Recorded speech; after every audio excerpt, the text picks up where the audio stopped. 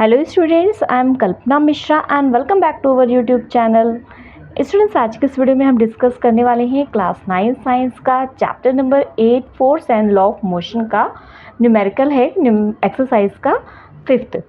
तो यहाँ पे क्वेश्चन दिया हुआ है बच्चों, a truck starting from a rest and the roll down hill. मतलब एक ट्रक है वो रेस्ट से स्टार्ट किया।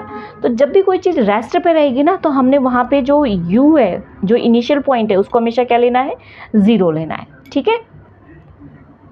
उसके बाद हमें क्वेश्चन में बोला हुआ है कि रोल डाउन हुआ, वो हिल से रोल डाउन हुआ और उसकी एक्सेलरेशन जो थी वो डिस्टेंस ट्रैवल कर, मतलब यहाँ पे बोला है आपको कांस्टेंट एक्सेलरेशन, मतलब एक जैसी एक्सेलरेशन से वो क्या हुआ, ट्रैवल किया। तो कुछ डिस्टेंस उसने तय की। उसकी डिस्टेंस कितनी थी, 400 मीटर। मतलब एस इज इक्वल टू हमारे पास कितना आ गया, 400 मीटर। ठीक है।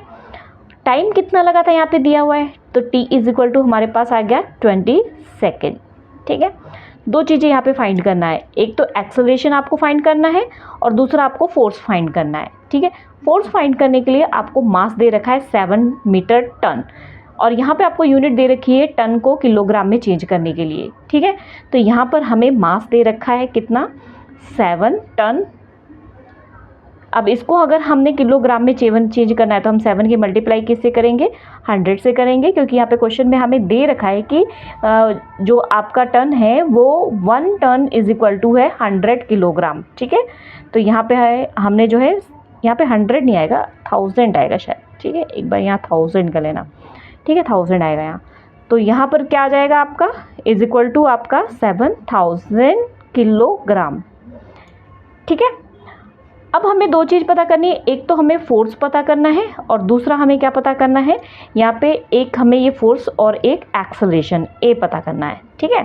तो सबसे पहले ए फाइंड करने के लिए हमें क्योंकि जो फोर्स का फॉर्मूला है बच्चे, वो क्या होता है, f is equal to M a, जिसमें हमारे पास ना ए है नहीं, तो हम फोर्स कैसे पता करेंगे। इसके पहले हमें ए ही पता करना पड़ेगा ना, एक्सेलरेशन को पहले पता करना पड़ेगा।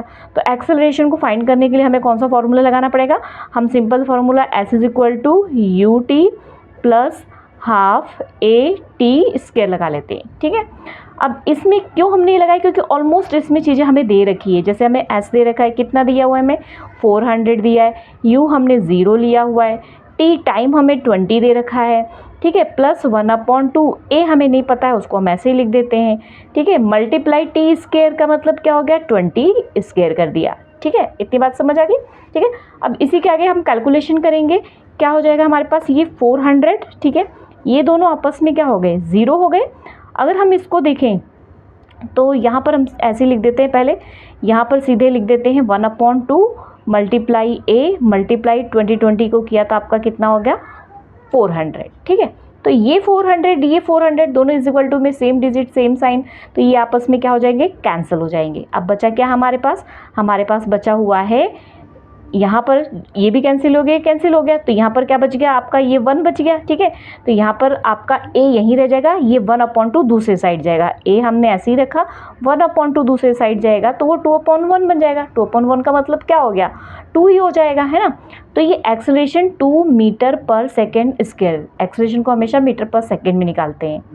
अब हमारे पास F is equal to M A है। ठीक है। तो m की वैल्यू हमारे पास कितनी है, यहाँ पर हमारे पास m की वैल्यू 7000 है, तो हमने ये क्या लिख दिया, 7000। अब उसके बाद हमारे पास जो है a की वैल्यू कितनी है, 2 है, तो यहाँ पर हमने मल्टीप्लाई क्या कर देना है, 2, कितना आ गया इसका, 14000। अब फोर्स की जो यूनिट होती है बेटा वो क्या होती है, न्यूटन, तो यहाँ पर हमने क्या लिखना है, n लिखना है। ठीक है। तो ये यहाँ पर मैं आपको पूरा न्यूमेरिकल शो कर दे रही हूँ।